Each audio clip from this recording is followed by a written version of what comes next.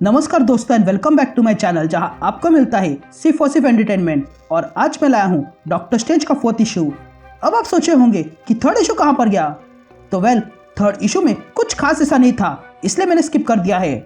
तो यार वीडियो पे नए हो तो वीडियो को लाइक कर देना और चैनल को सब्सक्राइब कर देना। और साथ ही मेरे चैनल पर ज्वाइन बटन स्टार्ट हो गया है तो आप वहां से भी ज्वाइन कर सकते हो।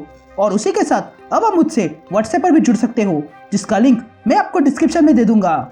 तो यार पिछले इशू में आपने देखा कि डॉक्टर स्ट्रेंज और क्लिया मून नाइट की मदद करने जाते हैं, जहां पर उन्हें पता चलता है कि एक बच्ची पर नाइटमेयर ने कब्जा किया है, इसलिए वे दोनों उस बच्ची को बचाने जाते हैं। लेकिन तभी उन्हें पता चलता है कि वहां पर कोई और भी है जिसने नाइटमेयर की हालत खराब की है। अब ये किसने किया, इस बात का पता करने के लिए वे लोग चले जाते हैं। लेकिन तभी वॉन्ग उन दोनों को बताता है कि एगमॉन की किसी ने हत्या कर दी है। तो अब आगे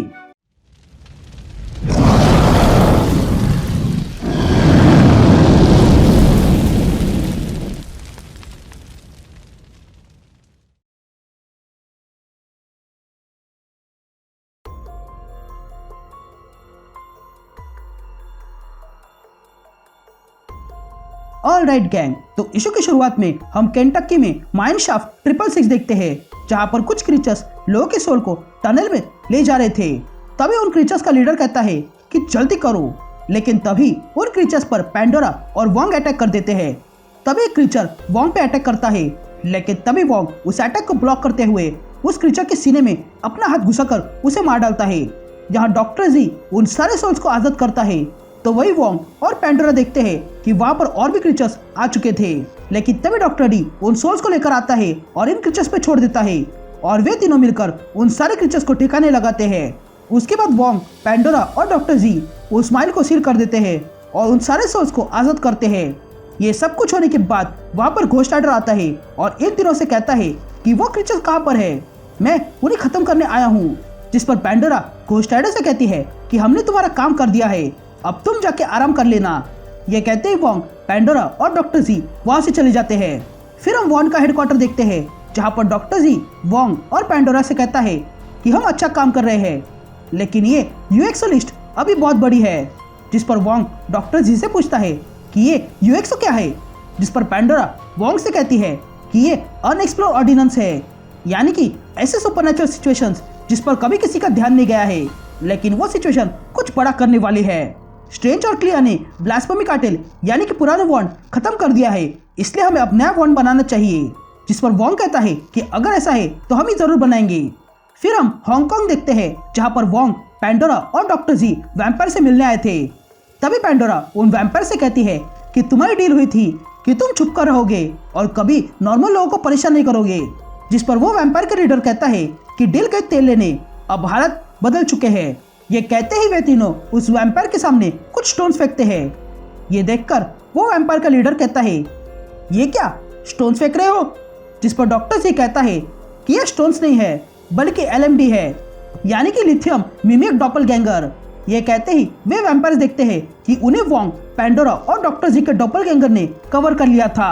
तब ये देखकर वो वैम्पायर लीडर कहता है कि मैं जानता हूँ कि तुम लोग एजेंट ऑफ वॉन्ड हो और मैं तुम्हें नहीं छोड़ूंगा, पैंडोरा। जिस पर वॉन्ग उस वैम्पायर से कहता है कि अगर तुम बदला लेना चाहते हो तो तुम्हें मेरा नाम भी जानना होगा। जिस पर वो वैम्पायर लीडर कहता है कि मैं वैम्पायर लीडर हूँ और मुझे तुम कौन हो ये जानने में इंटरेस्ट नहीं है, पर फिर भी बता दो ताकि मैं वो नाम तुम्हारी कबर पर लिख सकूं। ये सुनते ही वॉन्ग कहता है कि मेरा नाम वॉन्ग है। ये सुनते ही वो वैम्पायर का लीडर कहता है, क्या तुम वॉन्ग हो। और तब वॉन्ग को देखकर वे सारे वैम्पायर डर जाते हैं और पैंडोरा से कहते हैं कि हम कोई प्रॉब्लम नहीं करेंगे, हमें वापस जाना है। फिर हम वॉन्ग और पैंडोरा को देखते हैं जो पानी के नीचे विलेज ऑफ पार्थोस में आते हैं।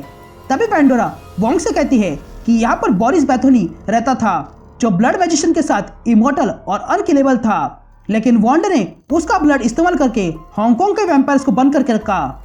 हमें बोरिस को स्टोन से बांधकर यहाँ पानी में फेंकना पड़ा और फिर उसकी सिटी को बाढ़ से बहाना पड़ा। लेकिन अब देख के लगता है कि यहाँ पर कोई आया था जो यहाँ उसे मार के गया है। फिर हम डेनवर देखते हैं, जहाँ पर वॉन्ग और पैंडोरा मॉल के कुछ लोगों को बचा रहे थे क्योंकि वहां पर घोस्ट ने अटैक किया था। तब ये देखकर वॉन्ग पैंडोरा से पूछता है, ये क्या है। जिस पर पैंडोरा वॉन्ग से कहती है कि हम जिस खूनी को ढूंढ रहे हैं उसने ही जैस्पर जेनिसर को मार डाला है। जिसके कारण जैस्पर के छुपाए हुए सारे गोश्त बाहर आ गए हैं। यह सुनते ही वोंग डॉक्टर डी से पूछता है कि तुम्हारा काम हो गया, जिस पर डॉक्टर डी कहता है कि हाँ मैंने काम कर दिया है। यह कहते डॉक्टर डी उस पूरे मॉल के ऊपर हेल के लिए स्पेल करता है, जिसके कारण वे सारे गोश्त हेल में चले जाते हैं।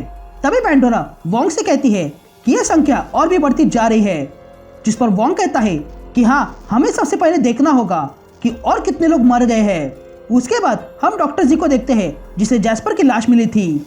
तो वही पैंडोरा को जंगल में एक लाश मिलती है, तो वही वोंग को समुद्र किनारे एक लाश मिलती है, और ऐसे ही वॉन्ड को और भी कई सारी लाशें मिलती है।